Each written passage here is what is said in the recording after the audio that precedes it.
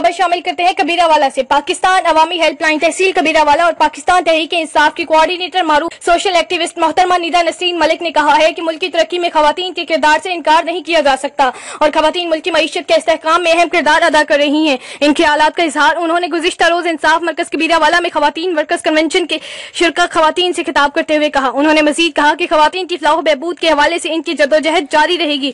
انہوں نے اس موقع پر ورکرز خواتین کو یقین دہانی کراتے ہوئے کہا کہ مستقبل قریب میں حکومت ایسے منصوبے شروع کر رہی ہے جن سے خواتین کی معاشی خوشحالی میں اضافہ ہوگا۔ اس حوالے سے خواتین کے ایسے قرضے بھی دیے جائیں گے جن سے وہ اپنے گھروں میں مختلف چھوٹے کاروبار شروع کر سکیں گی۔ اس موقع پر ان کا کہنا تھا کہ پارٹی کی تنظیم سازی کے سلسلے کو مزید تیز کیا جائے گا۔